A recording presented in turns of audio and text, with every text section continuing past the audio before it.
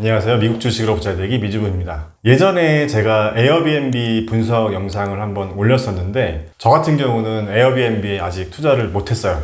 그런데 에어비앤비에 투자를 해서 돈을 벌지 못했지만 에어비앤비를 부업으로 직접 한번 해보고 싶은 마음이 들어서 관련된 세금 문제나 이런 것들을 계속 알아보고 있는데 그런 저의 궁금증들을 좀 해소시켜주기 위해서 더텍스 세무법인의 김선명 세무사님을 오늘 모셨습니다. 세무사님 안녕하세요.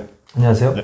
세무사님, 제가 예전부터 좀 꿈꿔오던 게 있었거든요. 버킷리스트라고 해야 될까? 제가 에어비앤비를 한번 해보고 싶은 건데 경기권에 있는 지방에 작은 땅을 사서 작은 집을 짓고, 제가 테니스를 좋아해서 테니스 코트 한 면을 짓고 좀 에어비앤비 같은 걸 좀 해보고 싶은 거예요. 네.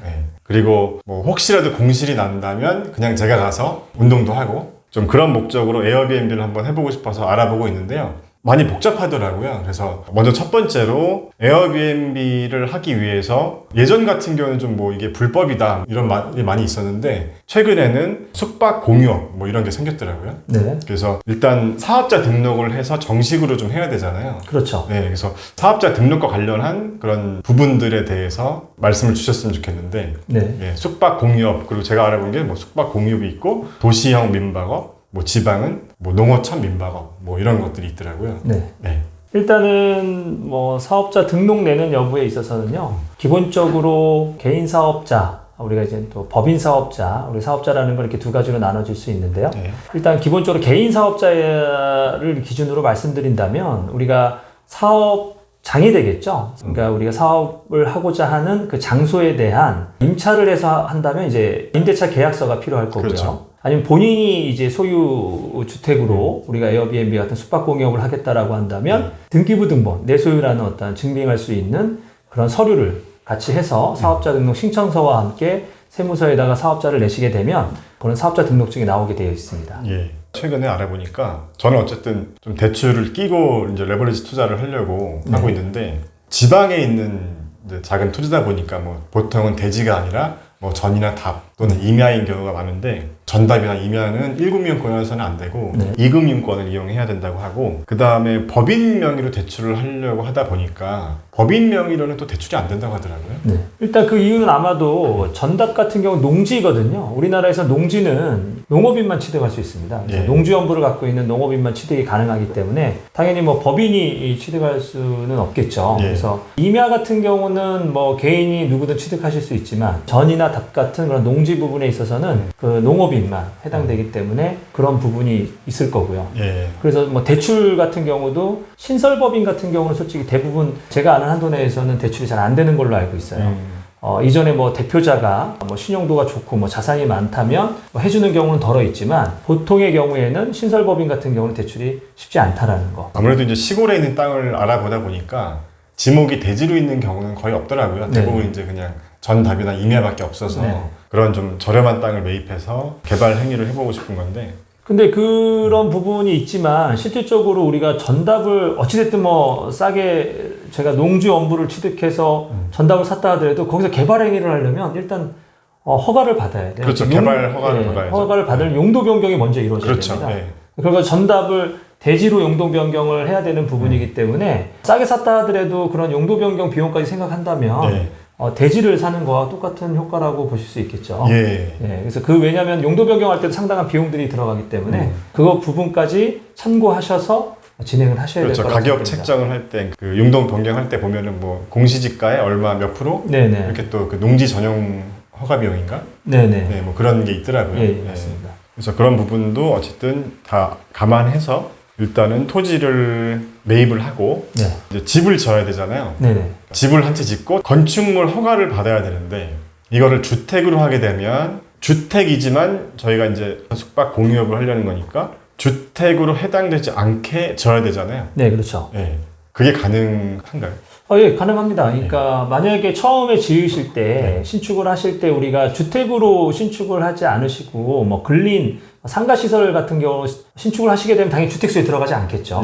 하지만 그거는 알고 계셔야 되는 게 아무리 상가라 하더라도 그거를 실질적인 용도를 만약에 주택처럼 쓰고 있다라고 한다면 당연히 그 부분 또한 주택수에 들어가게 돼 있습니다. 그러니까 우리가 세법이라는 거는 당연히 우리는 문헌대로 하는 조세법률주의라는 게 있지만 그거 외에도 실질과세주의라는 게 있기 때문에 우리가 뭐 공부상에는 뭐 상가로 돼 있는데 실질은 주택으로 쓰고 있다. 그러면 당연히 주택에 들어갑니다. 대표적인 예가 오피스텔인데요. 오피스텔은 주택법상 주택에 해당되지 않습니다. 그러나 오피스텔은 사업용도로 쓸 수도 있고 또 주거용 오피스텔이라고 해서 주거로 쓸 수도 있거든요. 예. 실질적으로 만약에 하나의 주택을 갖고 계신 분이 오피스텔을 이제 하나 더 갖고 있는데 그 오피스텔을 업무용으로 임차를 준 게 아니라 주거용으로 임차를 줬다라고 한다면 공부상으로는 주택을 하나일지라도 실질은 주택이 두 개가 돼서 다주택자 중과에 해당된다고 보시면 되세요. 예. 그러니까 그렇기 때문에 아까 말씀드린 대로 뭔가 숙박공역을 하기 위해서 주택수에 들어가지 않으려고 뭐 근린, 상가시설로 허가를 받아서 신축했다 하더라도 그거를 차후에는 주택으로 용도로 쓰면 그 주택수에 들어간다라는 거죠. 그러나 이제 생각해 보셔야 될 게 반드시 우리가 뭐 주택이 아닌 걸로 해야지만 된다 이게 아니라 주택으로 져서 그것을 내가 사업에 쓴다라고 하면은 그거는 주택수에 해당되지 않습니다. 예, 그 사업에 쓰는 게 지금 이제 뭐 하려고 하는 뭐 숙박 공유업, 예, 그렇죠. 이런 어떤 사업적인 목적이면은 주택수에 포함되지 않는다. 네, 이렇게 맞습니다. 이해를 하면 될 것 같고요. 저희 미주부 구독자분들 중에서도 이런 궁금증들이 많이 있으시더라고요. 저도 개인적으로 많이 궁금한데 개인으로 취득하는 경우와 법인으로 취득하는 경우에 여러 가지 장단점이 있다고 제가 알고 있거든요. 뭐 네. 세율도 그렇고. 네. 예. 일단 개인과 법인 했을 때의 가장 큰 차이는 기본적으로 우리가 그 부동산을 취득해서 나중에 이제 팔 때 어떤 이제 그 자본 이득이죠. 이제 취득 가액보다 좀 더 높은 가액으로 팔았으면 이제 그 차익에 대해서 세금을 내게 되어 있는데 예. 개인으로 했을 때 당연히 양도소득세가 그렇죠. 내게 되고요. 예. 이때 세율은 우리 소득세율처럼 그 구간별로 6%에서부터 최대 45%까지의 세금이 부과가 됩니다. 예. 거기에 당연히 이제 지방소득세가 예. 또 소득세의 10% 정도 부과된다고 보시면 될 것 같고요. 근데 이제 주택이냐 주택이 아니냐에 따라서 또 차등이 있다고 하셨죠? 네, 이제 왜 그러냐면 주택 같은 경우와 주택 외에 이제 차등은 양도소득세에서는 뭐 예를 들어서 1세대 1주택 비과세 외에는 뭐 동일하다고 보는데 예. 당연히 주택 같은 경우는 혹여라도 다주택자인 경우라면 중과 제도라는 게 있어서 세금 차이가 상당히 크고요. 그 다음에 이제 당연히 주택이 아닌 경우에는 다주택 중과라는 거는 해당되지 않기 때문에 세금이 일반적인 세율이 부과된다라고 보시면 될 것 같습니다.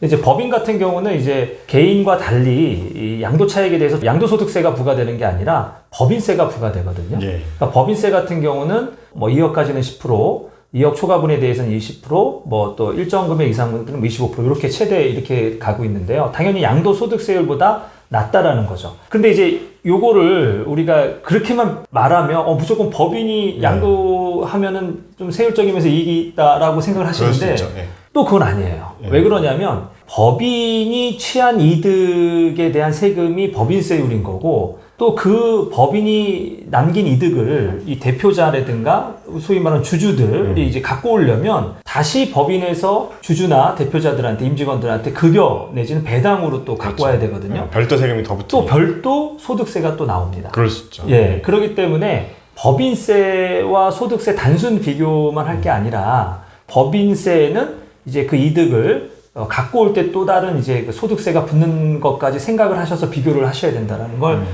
꼭 말씀드리고 싶고요. 예, 그런 부분에 있어서 이제 단순적인 뭐 소득세, 법인세만 비교를 한다라는 건 조금 무리가 있다라는 거죠. 하지만 그래도 그 소득 부분이 크면 클수록 법인 쪽이 더 이득일 거고요. 예. 그리고 그 법인을 우리가 계속해서 활용을 할 수 있잖아요. 그렇죠. 이득을 찾아오기보단 그 이득 남은 걸로 또 다른 부동산을 사서 또다시 뭔가 사업을 확장시키는 면에 있어서는 당연히 법인이 좀 더 이득이 되겠죠. 예. 취득세 면에서는 어떻게 차이가 있을까요? 취득세 같은 경우는 일단은 기본적으로 우리가 뭐 유상승계 취득이라고 하죠. 양도양수를 통해서 취득할 때는 주택 같은 경우는 개인으로 취득할 때라고 한다면 뭐 상시 주거용 주택이다라고 했을 때 자기가 쓴다고 하거나 뭐 임대를 한다라고 했을 때는 당연히 그 기준시가에 따라서 뭐 1%에서부터 3% 이런 식으로 되고요. 근데 취득세가 이제 가격에 따라서 차등 적용됩니다. 예, 차등 적용됩니다. 그런데 만약 다주택 같은 경우는 2주택자부터는 8%, 뭐 3주택 이상부터는 12% 이렇게 붙어요. 예, 주택일 경우. 주택일 경우에는. 근데 주택 외인 경우에는 그냥 유상 승계 취득세율이라서 3.8% 이런 식으로 일정 이제 부대세율까지 해서 그렇게 그것만 부과가 된다고 보시면 되고요. 예, 법인 같은 경우는 그러면 법인 같은 경우도 기본적으로 주택이 아닌 경우에는 아까 말씀드린 유상 승계 취득세율 단일 적용이 되지만 3.8% 정도, 예, 3%대 예. 정도. 예. 근데 만약에 주택을 취득한다. 뭐 아시다시피 우리가 현 정부에서는 그 다주택자들을 이제 제재하기 위해서 다주택 중과를 하다 보니까 이 사람들이 다 법인을 설립해서 법인 쪽으로 투자가 되고 있던 거예요. 예. 그래서 그것까지 막기 위해서 법인이 주택 취득 시에는 무조건 12% 세율을 적용하게 돼 있습니다. 주택일 경우에는. 주택일 경우에. 예. 예. 그러니까 상당히 취득세율이 부담스럽죠. 그게 있지 않나요? 과밀 지역에 있는 법인이냐? 그렇죠. 과밀 지역에 있는 주택이냐, 그러니까 조정 지역에 있는 주택이냐, 법인이. 예, 법인이. 예, 법인이 그런 건 있어요. 그러니까 우리가 법인이 과밀 억제 권역에 있는 법인이라면 그 과밀 억제 권역에 있는 그 부동산을 취득하면 중과 대상이 되거든요. 예. 그러나 만약에 이 법인이 주택을 취득한다. 그러면 중과를 적용하지 않아요. 왜냐하면 중과를 적용해도 어찌됐든 12%가 최고이기 때문에 예. 주택 취득 시에는 그냥 12% 무조건 12%. 무조건 간다라는 얘기인 거죠. 물론 조정지역 아닌 지역에 취득한 경우는 그렇게 적용을 하지는 않습니다. 아, 그러면 법인 주소지가 과밀지구에 있는 주소지여도 취득하려는 부동산이 과밀지구가 아닌 쪽은 또 아닌 쪽은 중과 대상이 아니라고 보셔야 돼요. 예. 네. 근데 이제 그 과밀억제권역에 있는 취득 부동산은 이제 중과 대상인 거고, 그리고 법인이 취득하는 주택에 대해서는 어찌됐든 12% 적용이 된다라고 보시면 될 것 같습니다. 만약에 3억짜리 주택이 있는데요.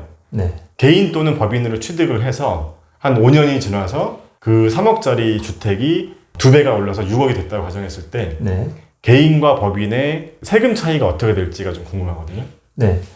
1주택이라고 한다면 3억짜리면은 우리가 6억 이하가 1%고요. 6억에서부터 9억까지가 이제 취득세율이 뭐 이렇게 구간별로 좀 이렇게 나눠지고요. 예. 그다음 9억 초과분이 아마 3%인가 하여튼 3%. 그렇게 예. 될 겁니다. 그래서 취득세 등록세에서 뭐 3.3%. 네, 뭐 그런 식이 된다라고 예. 봐야죠. 그러면 네. 법인은 어떻게 되는 거죠? 법인은 아까도 말씀드렸지만 주택 취득하면 무조건 12%라고 보시면 되세요. 무조건 12%. 12%. 예. 법인이 취득하는 주택에 대해서는. 물론 예외적인 게 있어요. 뭐 법인이 기숙사 용도라든가 뭐 연수원 용도 뭐 이런 거는 당연히 중과 대상은 아니세요. 하지만 그 외에 이제 주거용으로 사겠다라고 한다면 결과적으로 12%의 취득세율이 적용된다. 이렇게 보시면 될 것 같습니다. 자, 그러면 3억짜리 주택을 개인 명의로 취득하면 1세대 1주택이라고 한다면 1%죠. 그러면 300만 원 정도가 세율이고 예, 그렇죠. 법인으로 취득을 하면 12%니까 3,600만 그렇죠. 원. 예. 굉장히 차이가 크네요. 예, 그렇습니다. 네. 그러면 이제 한 5년 정도가 지나서 그게 부동산이 그 주택이 2배가 올랐다고 가정했을 때 네네. 개인으로 매도할 때와 법인으로 매도할 때 일단 기본적인 세율 차이가 어떻게 되죠? 아까도 말씀드렸지만은 일단은 양도소득세율은 6에서부터 45%가 되거든요. 그러니까 2배가 올라왔으면 양도 차익이 3억이잖아요. 네, 3억이죠. 그러면 최고 구간은 우리가 1억 5천까지가 35%, 그 다음에 3억까지가 38%라고 보시면 되세요. 그런 식으로 이제 구간별로 그러면- 6%에서부터 38%까지 적용이 되는 거고. 그럼 3억의 양도 차익이니까 38%가 세금이라는 건가요? 아니죠. 구간별로니까 이제 누진공제라는 걸 예, 이제 예. 떼줘야겠죠. 계산 그렇죠, 산식에 그렇죠. 의하면. 그러니까 1200까지는 6%를 적용하고요. 1200 초과 4600까지는 15%. 네. 4600부터 8800까지가 24%. 8800에서부터 1억 5천까지가 35%. 그다음에 차등적으로 세율을 이런 적용해서. 식으로 이렇게 구간별로 이제 세율을 적용을 합니다. 네. 그래서 어쨌든 그런 식으로 이제 계산을 해서 다 우리가 더해봐야겠네요. 예, 다 더하거나 우리가 좀 간단한 산식인 최고 세율 곱한 다음에 누진공제라 그래서 그 차액분을 빼주는 계산법이 있어요. 그렇게 계산을 하고요. 물론 이제 당연히 1세대 1주택이라고 한다면 9억까지는 비과세가 되기 때문에 요게 1세대 1주택이라고 한다면은 세금은 아예 없는 거죠. 근데 만 1세대 1주택이 아니라 과세되는 주택이라고 한다면, 일반적으로 과세되는 주택이라고 한다면 그 3억에 대해서 그렇게 아까 세율을 곱해서 우리가 산출세 세금을 계산하는 거고요. 만약 법인 같은 경우는 비과세라는 건 없어요. 그리고 과세가 되는데 그 3억에 대해서는 그 법인세가 부과가 됩니다. 네. 그렇기 때문에 만약에 다른 소득이 없고 그 3억이라는 양도 차익만 있다라고 한다면 2억까지는 10%, 그 나머지 2억 초과분에 대해서는 20% 이런 식으로 적용해서 법인세를 내게 돼 있죠. 네.